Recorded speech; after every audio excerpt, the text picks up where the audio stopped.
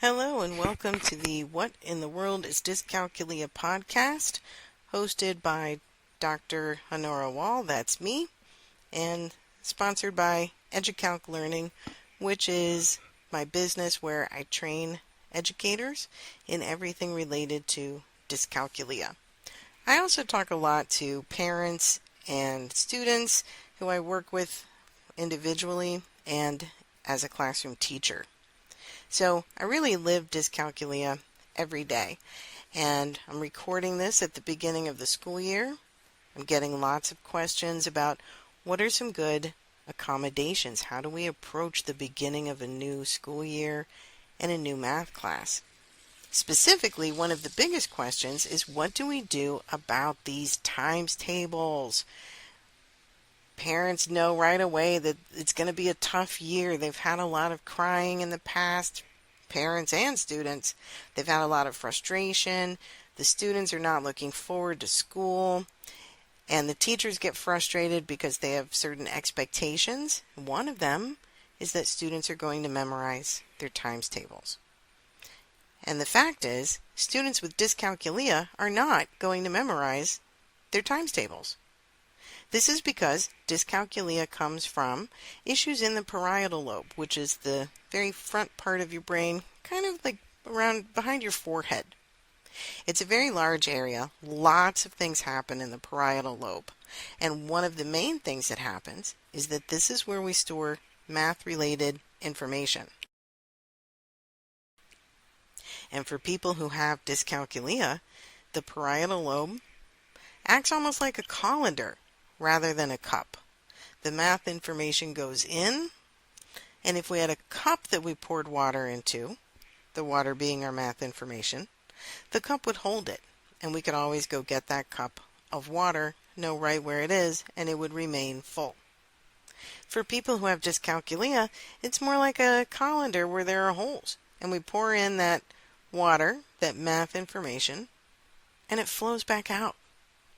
This is not something that we're going to change through the most perfect instruction and through the most intense amount of practice. And it's not something that we have to go in and make different. It's just something we need to accommodate. And honestly, it's so easy to accommodate this issue and help people with dyscalculia succeed in their math class. And that's really what I want to talk about in today's podcast. Exactly how can we do it and why do we need to do it? So like I said, that parietal lobe gets math information and loses it over time. How long of a period of time is different for every single person who has dyscalculia. So some people forget math pretty quickly. Some people forget math over a few weeks, or when you get around to the midterm or the final, they've forgotten a lot of what they've already learned. In other episodes, I'll talk more about how to address that feeling of forgetfulness and how we can support those students. The other thing to know is that everyone who has dyscalculia is an individual person. They have different learning preferences. Some people have different working memory, capacity, processing speed, visual, spatial skills. It's very different. So you want to get to know yourself as a student, and you want to deal with your students as individuals as much as possible.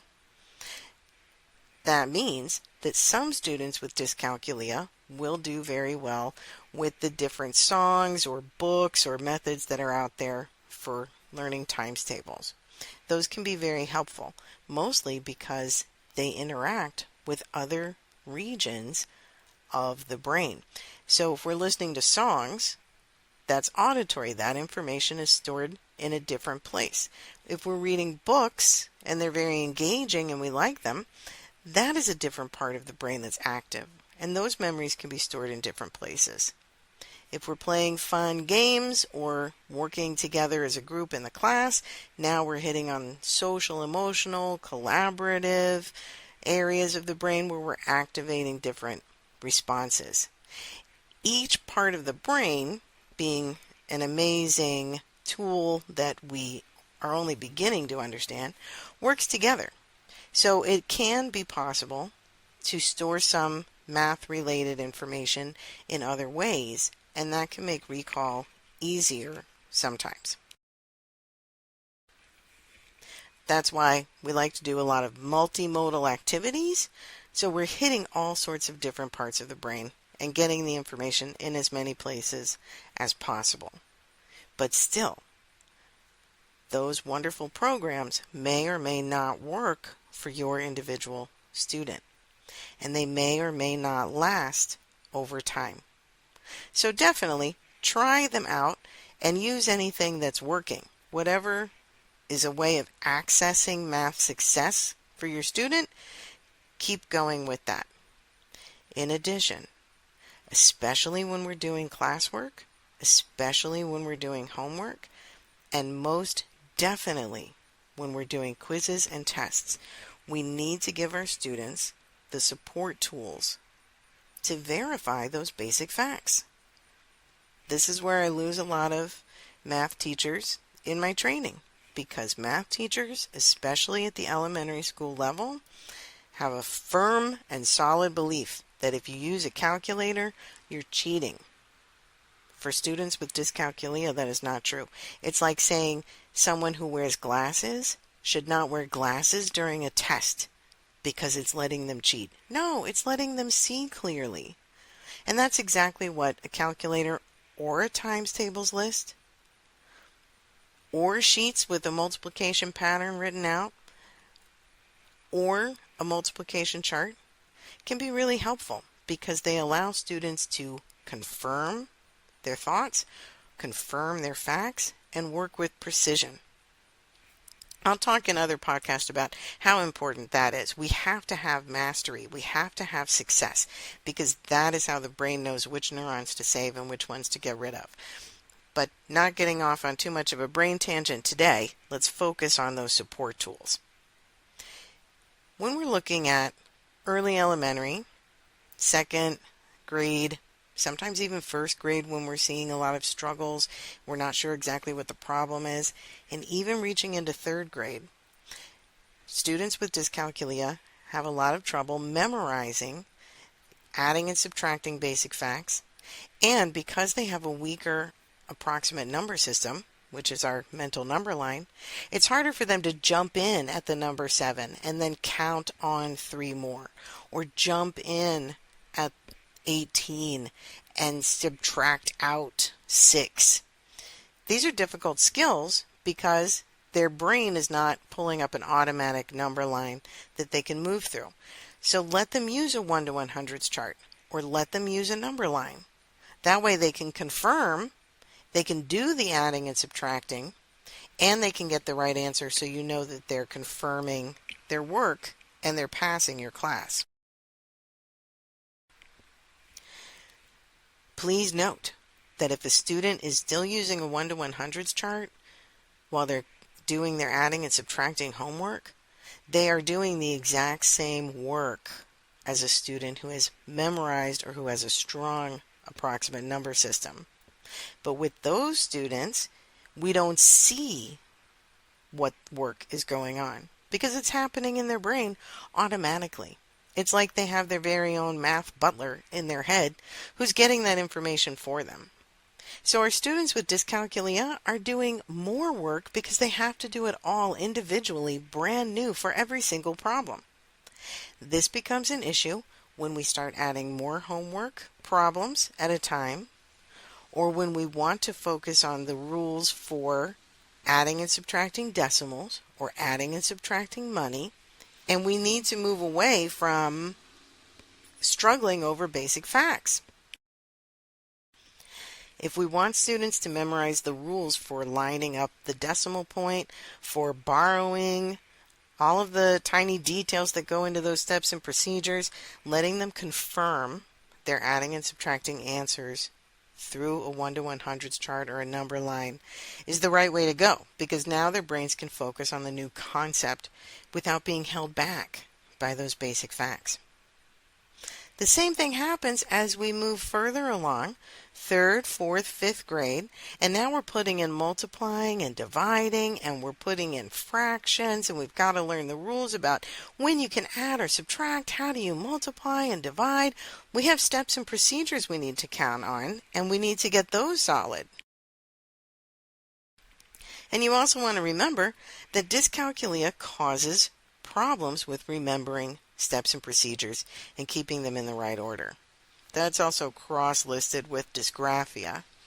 And if we're doing word problems, now we can be cross-listed with dyslexia. So you can see that there's a whole lot going on for these students.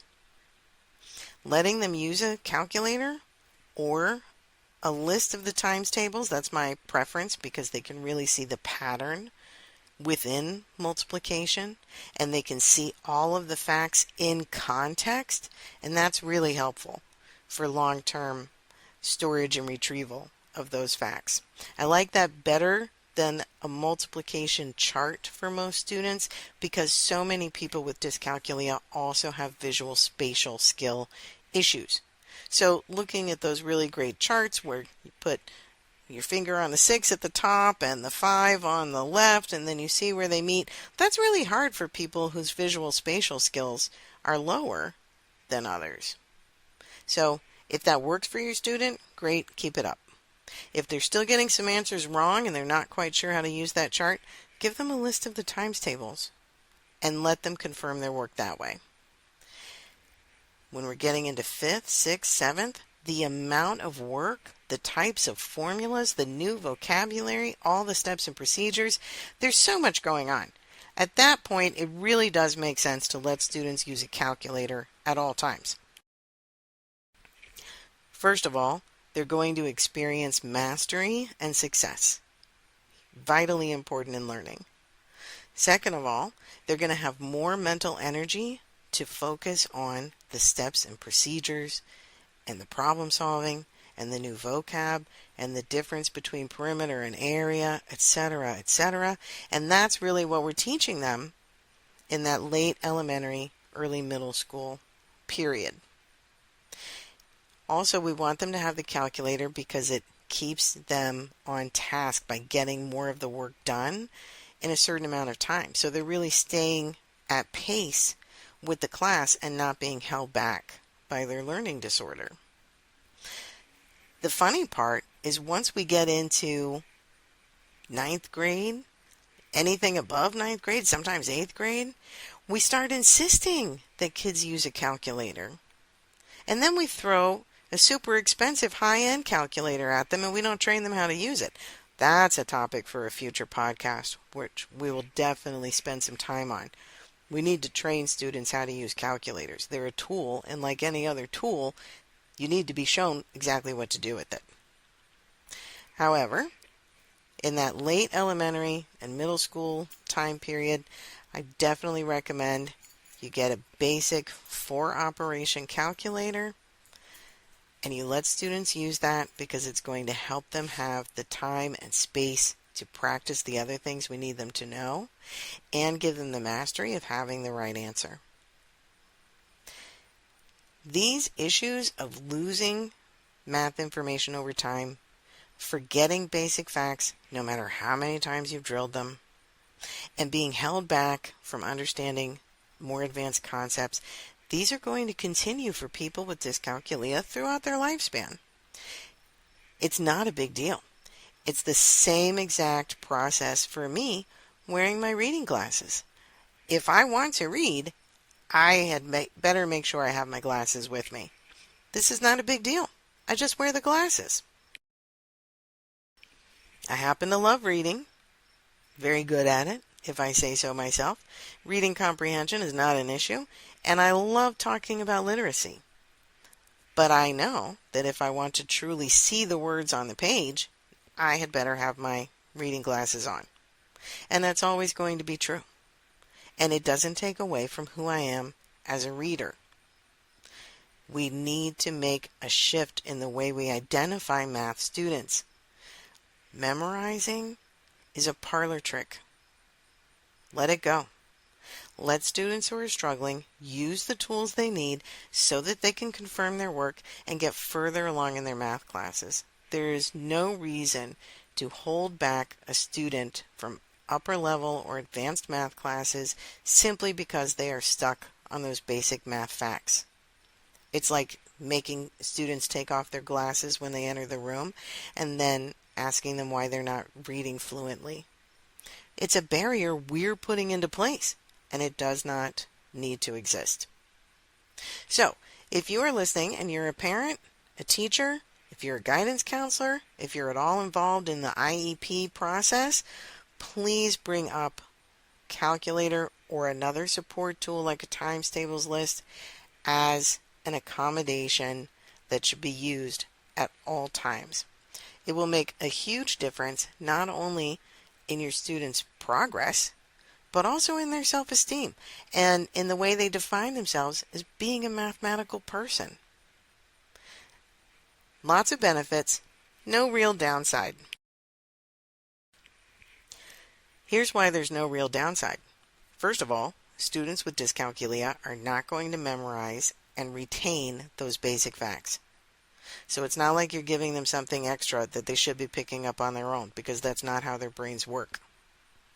Second of all, the students who do not have a specific learning disorder and yet are struggling from low numeracy are going to have another method of confirming their right answers, and they're going to move away from using those support tools because their memorization is going to get better on its own as they're confirming right and wrong answers.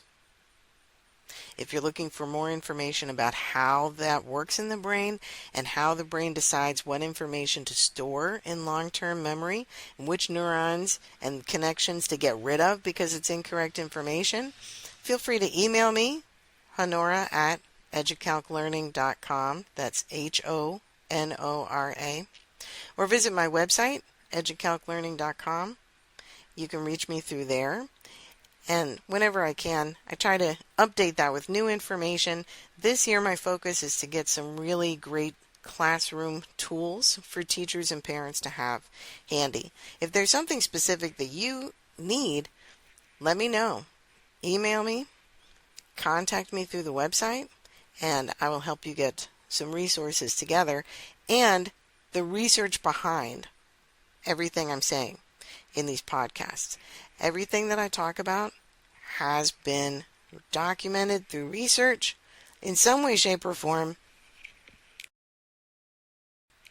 And also, these are the tricks and tips that I use with my students in the classroom and as a private tutor. So I know they work from personal experience for many years, and I know they work because they're backed by scientific research. And that is really important. We want to make sure that it's not only something we think can work, but it's something that we study and we know why it works. Final thought. Give them a calculator or a times tables list or a 1 to 100s chart. Move on with the next phase of math instruction. It's a super important support for students with dyscalculia of any age or grade level. I'm Dr. Honora Wall, and I thank you for listening, and I hope that you tune in for our next episode of What in the World is Dyscalculia?